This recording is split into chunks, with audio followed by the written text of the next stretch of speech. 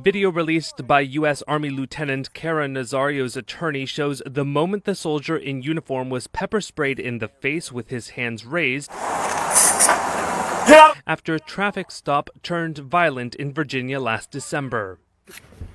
Watch it.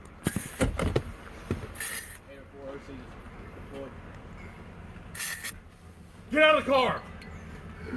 The suit, filed by Nazario in early April in the U.S. District Court of Norfolk against Windsor policemen Joe Gutierrez and Daniel Crocker, alleges violations to his constitutional rights and includes assault, illegal search, and illegal detention. What are you, a specialist? Corporal, what are you? I'm a lieutenant. Lieutenant, get out of the car! Nazario's attorney, Jonathan Arthur, said his client, who is black and Latino, was, quote, not resisting in any way, shape, or form. The lieutenant sent me his cell phone footage first, and it was horrifying. But I kept hoping and thinking, that's only one angle. Maybe there's something I missed. Maybe the dash cam footage or the body cam footage will show something different. And it didn't. It just got worse from there. Talk to me about what's going on. Get on the ground! Get on the ground now! Nazario was driving his new SUV with a temporary paper tag displayed on the back window on December 5th when he was told to pull over in Windsor, a small Virginia town southeast of Richmond. When a police cruiser signaled for him to stop, the lawsuit said Nazario put on his blinkers, slowed down, and looked for a lighted place to stop, eventually stopping at a gas station less than 2 minutes later. The suit says an officer radioed to dispatch that a driver without a tag was eluding police and was considered a high-risk stop, and another officer responded to the scene. I'm honestly afraid to get out. Yeah, you should be. Get out! Nazario told police that he was afraid to get out of the vehicle.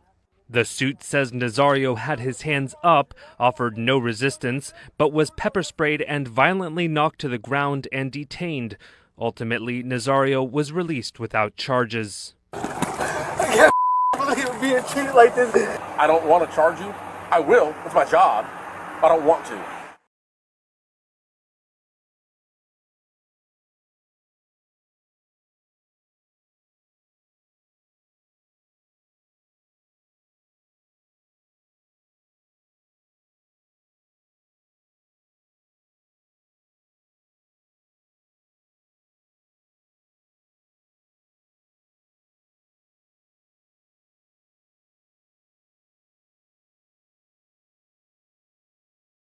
All right, Mr. Nazario. So, let's go all the way back to square one, okay? I turned around on you at Food Line. I actually came out of Cost Plus, and I came up behind you. I saw you before you turned. And you had no tags displayed. I see it, but per the law, it has to be in the license plate bracket. I understand it's paper, and I understand why it's there. Yes. But at that time, I had no idea. I didn't know that you had a vehicle registration until I approached your car. And at that point, I was too busy dealing with you to deal with the tag. You want me to wipe your eyes? Okay. So, look, all this was going to be was, hey man, I stopped you. You didn't have a tag. You got your driver's license. I'd have ran you, and you'd have been on your way. Okay? What would have been a 2-minute traffic stop turned into all this. As I was telling him, I've pulled over to well-lit areas before. And I've never looked out the window and saw guns blazing immediately. So the reason we did that is because we followed you for 1.5 miles with lights and sirens on, and you didn't pull over. I understand you want to get to a well-lit area, a well-lit area. I get that. But when we follow you that long, look at the climate this day, and against everybody, against us, against y'all. You know what I mean? Yeah.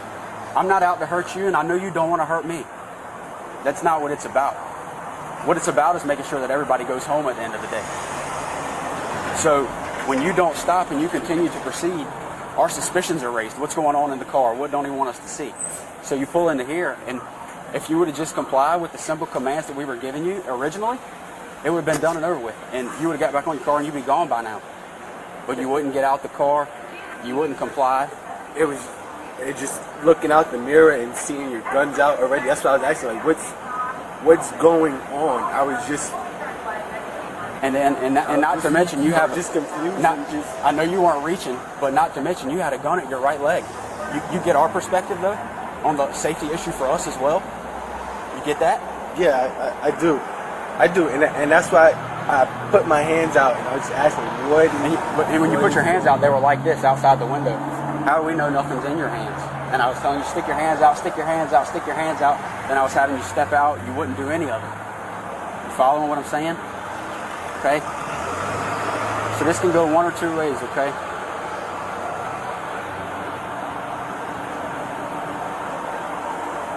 I don't want to hem you up. I'm going to be straight up with you. You're a good man. You've made lieutenant in the Army. How hard was that? That wasn't an easy task, was it? No, it wasn't. And what would this do to your career? It would hurt it. And I'm in the middle of getting promoted right now anyway, so yeah. To what, captain or first lieutenant? To first lieutenant. Okay.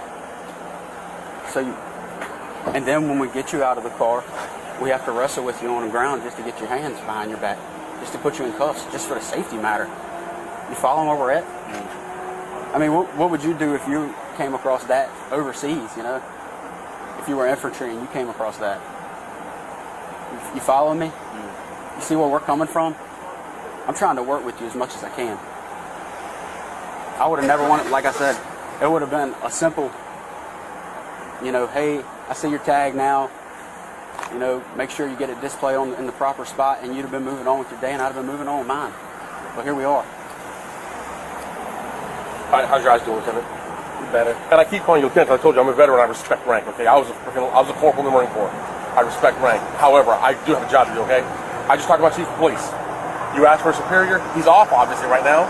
It's Saturday. I called him. He came out, talked. Here's how that's what I was thinking. I told him what I wanted to do. He said, that's no problem. Two ways we can handle this. We can either sit here with you until you get your eyes back where you can see, and I mean at a good distance, you're safe to drive, okay? And you're going down the road. Go do your deployment. Go continue serving my country, which I respect and I thank you for, okay? Or we can push the issue, write you tickets for no license plate displayed, and for obstructive of justice. I don't think we need to go that route, because that route makes the Army get involved, and I know how they are. You don't know this. The Army, he'll vouch for it, because he's been in and he's got friends that are legal officers. I know. The military is the only place where the military is the only place where double jeopardy exists legally. Because whenever we do to him, the Army can turn around and jam him for the same thing. I don't want to see that happen. You're obviously a second lieutenant. You ain't been in very long. If you plan on making a career, or even 6 years or whatever, it's up to you. I don't care. There's no need getting this on your record. I don't want it on your record. However, it's entirely up to you. If you want to fight it and argue, I mean, and I don't mean that disrespectfully, okay? I mean, you have that right as a citizen. If that's what you want, we'll charge you, have you go to court, notify the command, do all that, or we could take time out of our night, which is not a problem. We're being paid to take care of people, okay?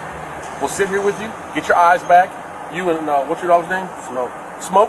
It's a badass name for a badass dog. You and Smoke can get on down the road, okay?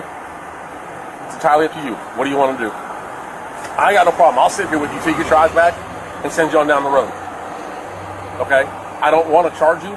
I will. It's my job. I don't want to. The chief's giving me discretion on how to handle it. He's like, these are the two choices. I said, that's what I was thinking. That's what I want to do. He's like, not a problem. We can either let it go, help him out, get his eyes back, and get him on down the road so the Army doesn't get involved, or we can charge you, and then it's a big hassle for you. It doesn't change my life one way or the way, because, you see what I'm saying? It's not about me. This is about you, what you want to do. If you want to just chill, let this go, and no charges filed, we'll take the handcuffs off, we'll get you a bottle of water you can drink on, and sit here until you feel comfortable driving. All right? Mm-hmm. Or the other option is we write the summons, discharge you, by then we have no choice. We have to notify your command. And again, I don't have to be an ass. I don't have to be threatening. I say that because that's just the way it is. Okay? I just talked to my boss. Those are the two choices that he gave me. Personally, as a veteran who served, okay, I did 6 years in the Corps. My wife's a retired sailor. She retired as a EA out of the Navy. Okay? I don't want to see you get jammed up by the Army. Okay? I don't want to see it happen. If you need to spit, just let us know. Go ahead and spit. We've both been sprayed, so we know what it's like. It sucks. If you need to spit, go ahead and spit. You're not going to offend us. All right. What do you want to do, Lieutenant? I'll let you tell me because, I mean, nobody's gonna ask for charges, so I'm not gonna ask for that. I understand that. However, I have to make that option available to you, right? I mean, I have to. So here's what I want to do. Especially as calm as you've been since everything ended, I want to take the handcuffs off, let you sit here with smoke. We'll sit here and wait with you. Let your eyes come back. Okay, because it takes anywhere from 20 to 40 minutes, depending on how much actually got in the eyeball itself, before you can really see well how to drive, especially at night. Okay, we'll sit here with you,